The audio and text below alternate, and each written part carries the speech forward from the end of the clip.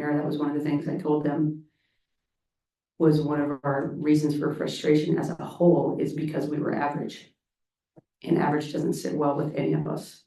And, you know, just continue to push the standard, but also, you know, grabbing hands and hanging on and hang tight and stick together. You know, this team really needs the paint. So actually part of our defensive game plan starts on the offensive end, and that's being efficient, not turning the ball over, not taking quick shots where nobody touches it. That right off top will help our defense, but protecting the paint, obviously, and winning the rebound battle. That's where I really feel, as well as guarding a couple actions that they do very well, just being solid on those. You know, it's a very simple game plan, honestly. Picking up, making them work for every inch of real estate, and then just being as disruptive and as solid as you can. Like as basic as stay between your man and the basketball. How do we, or stay between your man and the hoop? How do we best do that? It sounds so basic, but it is. It's the way you win games. They're the basics for a reason. Any other questions in the room? Yeah, Michael. Coach, I know, I assess the temperature of this team. It seems like obviously you've got the ups and downs, but the last couple of weeks you've looked a lot like yourself. And forgive me, I know you've answered this a lot, but where do you think you are in that standpoint? When you say temperature, I think where temperature is rising. Okay. We're starting to heat up a little bit. It's kind of after that Dallas loss in Dallas where we couldn't hang on to a lead. And I kind of just went crazy on them in the sense of like, explain to me how this team, who's basically the same team last year, holds that team, who was basically the same team, to scoreless in 5 minutes in a closeout game in game 3. And then you give up 32. Like, that doesn't make sense to me. And we had a lot of, you know, this was by far the toughest season for us. So far as, you know, losing sucks. Nobody likes to lose. There was, I would say, you know, different facets that there were reasons why, but I thought primarily our reason why was ourselves. And, you know, we have that little documentary, Aces versus Everybody. This year it was Aces versus Aces. And looking in the mirror and seeing who we really want to become.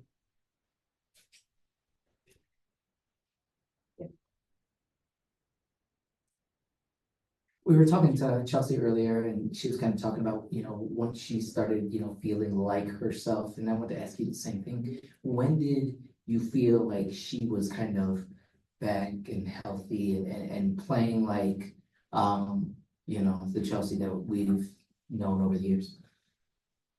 I mean, I would say since she got back from the Olympic break,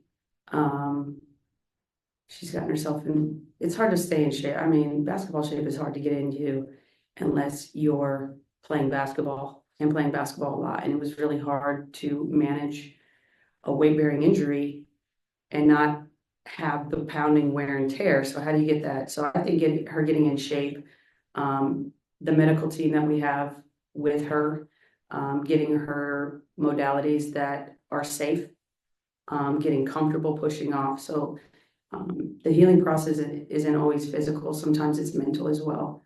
And she talked about wanting to play, you know, her best basketball going into the playoffs, and here we are. So mission accomplished there. But I would say throughout the last month and a half, she would just have moments in games that she looked more confident, just pushing off that foot. She could jump, put it that way. And for a while she was playing to where she couldn't really push off because of, you know, different reasons.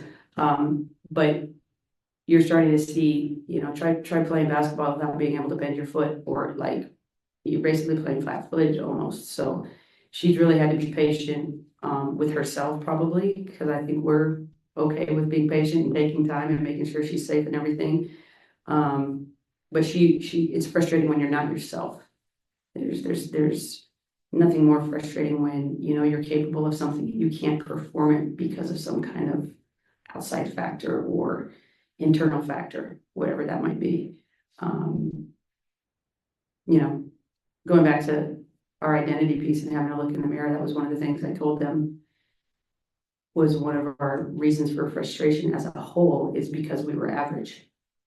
And average doesn't sit well with any of us. And, you know, just continue to push the standard, but also, you know, grabbing hands and hanging on and hang tight and stick together, because we can't be the team that because we're missing a piece or things aren't going right or things don't feel good, that starts talking too much or splintering. We're not that group. That's not who they are. And I know that's not who they are. So we had multiple conversations just about who they are as people, because that's ultimately, yes, they're great athletes, yes, they're great basketball players, but I believe in them as people. And, you know, once you get to who you really are, that's where the sweet spot is. Take two quick ones from Zoom, Nikias, and then Janny can close us out. Hi, Coach. If you can hear me. I can, sir. I'll get all this. Okay, good deal. You have been cycling through that fifth starter spot, excuse me, throughout the second half of the year. Is that something that you continue to do, or plan on continuing to do, in the postseason? Yes, yes.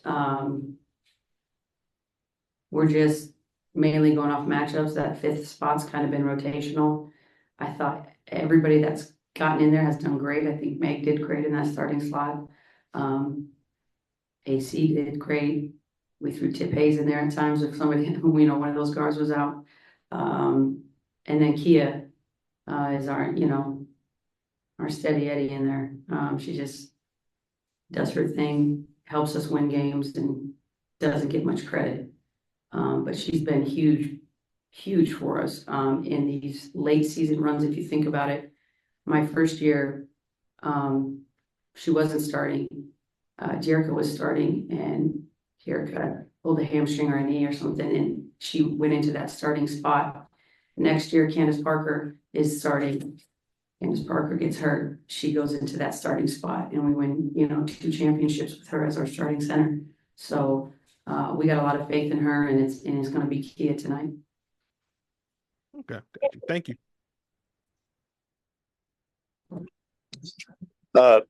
Becky, it was this time last year you sat at that podium. You were holding an index card, reading off Asia's stats after everything that happened.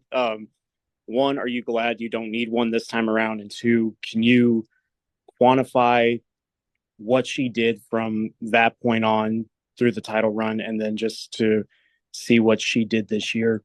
Is there a way to quantify what she was able to accomplish this year? Well, I brought that note card in because she would have done this last year. She would have scored over 1,000 points. If I would have played her, we were blowing people out. This year it was not the case. We were having to battle for every win. So she had to play a lot more. That was my whole point with the no card. That being said, it's funny if you go back and you look at her shot chart from last year and you look at her shot chart from this year, it looks the exact same. It's just glowing red. It's in fuego. The only thing that's different is it's, you know, it's got bigger volume spots because of the minutes, but she's been incredibly efficient. She continues to get better. So one thing, we moved her around a lot more this year. We're putting her in guard actions, and we're seeing her just continue to evolve. And the crazy thing is she says she has another gear. I think she does too. There's some things that I know after season we'll talk about. She's young in her career, and this could have been easily her 4th. It's her 3rd, so be it. She'll go and do it again at some point, I know. She's just ridiculous. I don't even know what to say. I mean, she's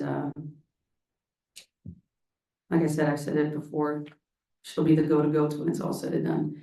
When you talk about 3 MVPs, Cheryl, Lauren, Lisa.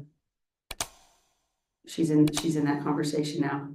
And she's also in the conversation of only unanimous with Cynthia Cooper, which happened in 1997, the first year of the existence.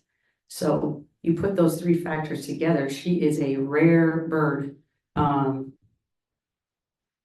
like I said, I think she's gonna keep fluffing her own feathers. She has incredible work ethic, she's incredibly talented, and she's incredibly humble all at the same time. Thank you. Thank you, everyone.